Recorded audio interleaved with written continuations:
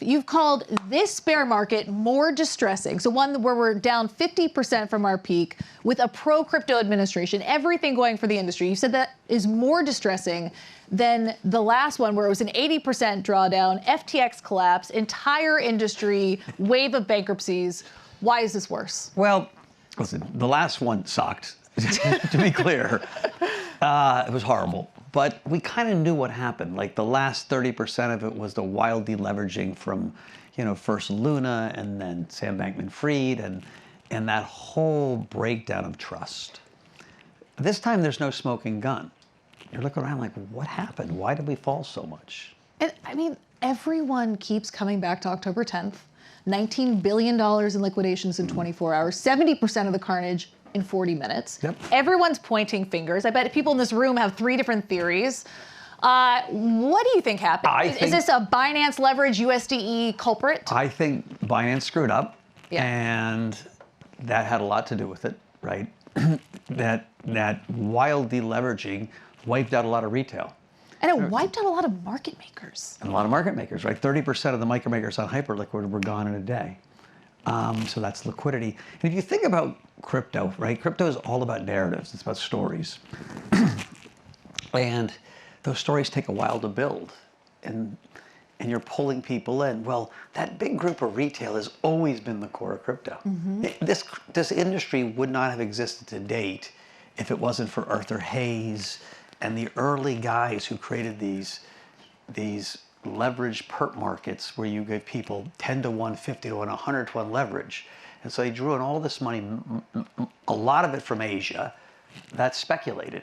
And that created the liquidity. And so when you wipe out a lot of those people, Humpty Dumpty doesn't get put back together right again. It takes a while. He will get put back together, right? People take their paychecks and they start saving money and then they get a little nest egg again and they start speculating again on crypto. And so it's kind of appropriate because we're ending, the last era has been really the era of speculation, right? Retail people don't get into crypto because they want to make 11%. Hey, a great 11% annualized. Yeah, pound sand, right? They get in because they want to make 30 to 1, 8 to 1, 10 to 1. And so we're bringing institutions where people have a different risk tolerance.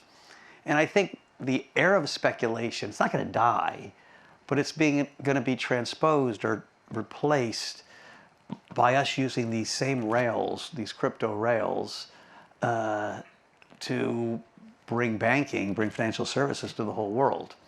And so it's going to be real world assets with much lower returns, right? If you do real world money market funds or real world mortgage funds or even real world equities, right? When you're going to take tokenized Galaxy stock or SpaceX or Google or Meta and sell it abroad, that's going to be a different return profile. And I'm trying to understand what's the next catalyst here. And you're talking to a lot of lawmakers on Capitol Hill, and I feel like the only bullish thing to look toward is the Clarity Act. Yes. But I mean, I don't know where that stands with Coinbase not being so pleased, walking away. I talked to Chuck Schumer 2 nights ago, and he said, Novogratz, we're going to pass the goddamn Clarity Act. Where did you talk to? Was you getting a drink?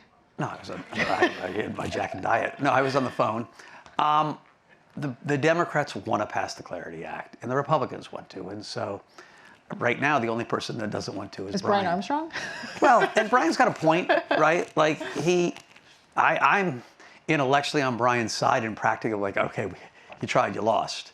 But I'm intellectually on his side. I mean, the revolutionary innovation is a check, bank account in a stablecoin. Yeah, like and earning yield on it. But I mean, to give a voice to Moynihan and to Jamie Dimon, that's not fair. Like it's completely fair. Is it? Because it's completely fair. So Jamie Dimon could raise his rate from 1 basis point to 3.25%. There's nothing that's stopping Bank of America, Jamie Dimon, or any of these so-called community banks from paying a fair interest on a deposit. Well, I mean, Dodd-Frank, reserve requirements makes it. But they don't pay any. They make their money basically taking consumers' deposits, saying they're listen, if you're one of the giant banks, they are safe. But if you're not one of the giant banks, you hope they're safe. Like we all prayed that they were going to bail out these 3 banks when it was Silicon Valley Bank and whatever, what was the bank? Signature? Signature, right? We were praying they got bailed out. Yeah. So you were putting your money in a deposit on a leveraged hedge fund that might get bailed out versus putting your money in a full faith and credit treasury bill held in a stable coin. It's not even close to where I want my money. And I'm getting 3% versus 0. And so if you care about the consumer, if you're Elizabeth Warren, you're supposed to care about the consumer. If you're a Republican, you're supposed to care about the consumer. Stable coins is the, interest-bearing stable coins is the radical solution. And Chuck Schumer's on board, and let both sides of the aisle, sounds like behind the scenes, do want to get this. Yeah, but what's so interesting, and I learned this in DC, is money has become so important in politics. Yeah. Both sides say, hey, you two figure it out. They literally, I mean, it's idiotic. They put the banks and the hedge fund industry in the same room and say, you guys come up with your own compromise, and we'll take either. I was like, it's not the way it's supposed to work. You guys are lawmakers. You're supposed to hear both sides of the aisle and decide what's best for the country, right? Of course, each side's going to argue their side. But the lawmakers have ceded their responsibility. And quite frankly, there's a meeting today with, this time they didn't have the CEOs because the crypto CEOs had their feelings hurt that the banking CEOs didn't show up. But they have the representatives from both sides in a room trying to hash out a compromise. Where's that happening? It's today, as we Where? speak. DC? In DC. Okay. And listen, will it happen? I don't know. I think either way, Brian's going to get railroaded if there's going to be a bill that gets passed. And I think, thank God, because we need it. We need it for a lot of reasons. We need it for spirit back in the crypto market. Yeah. Right. The bull case for Bitcoin, and maybe it's the last bull case I can think of, which doesn't mean it's the only bull case. Yeah. Is I know Kevin Morse is going to cut rates pretty aggressively. He just is. But then the market reacted the exact opposite way on because January Kevin 31st. Morse is a man of integrity. So what he did is he took the tail risk of complete idiocy away, right?